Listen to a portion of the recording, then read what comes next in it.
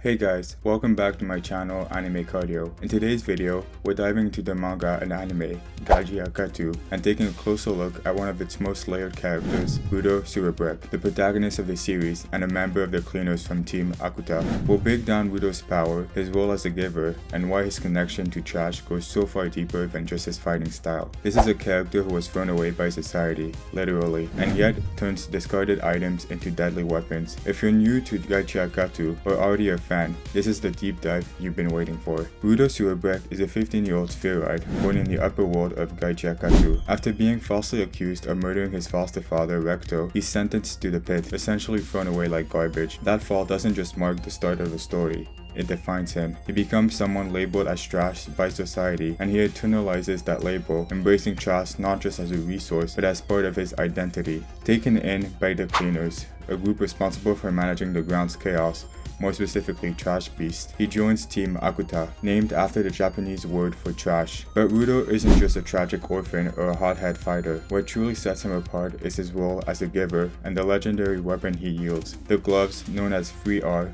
reduce, reuse, recycle. Rudo's gloves are part of the mythical Watchmen series, 5 vital instruments each tied to one of the senses. His gloves, tied to touch, allow him to turn any piece of trash he touches into a powerful weapon. He can either create 3 lesser weapons using multiple items, or focus the energy into a single, devastating tool. But there's a cost. Once used, the items disintegrates. It's a one-time redemption. A broken thing given meaning before vanishing. It's poetic, and it mirrors how Rudo sees himself. Someone broken, discarded, used, and still capable of impact. We've seen him weaponize tires, nail guns, broken chains, even a pen or someone else's amulet. Every fight becomes a reminder that what society deems worthless still has potential, especially when given a second chance. I am trash.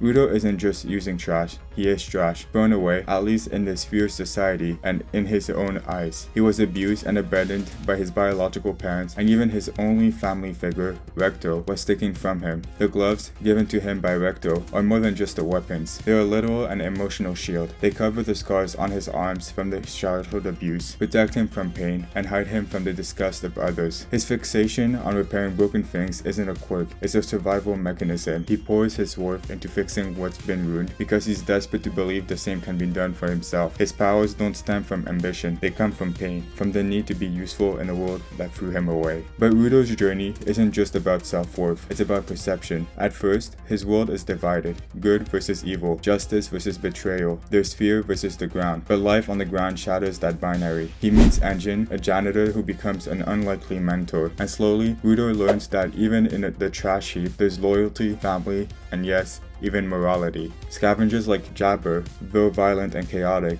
possess powerful Jinki because they care deeply for the object they bonded with. Power here isn't about strength, it's about connection, attachment. Even twisted love can give rise to power. This messes with Rudo. How can people he sees as monsters have such sincere bonds? Why do the villains seem to care more than the so-called righteous? Why do most good people have no Jinki at all? Then comes Amo. Their first encounter ends in chaos. Rudo, after having been manipulated by her Jinki, brutally beats her down. But once anger fades away, Rudo realizes Amo as another abused soul, another outcast who just wanted someone to talk to. Instead of walking away, Rudo chooses to apologize, to listen, to become a friend. It's another crack in his worldview. The world isn't black or white, it's all shades of gray. And sometimes, those we call broken are the ones who simply felt the most. Now, don't get it twisted.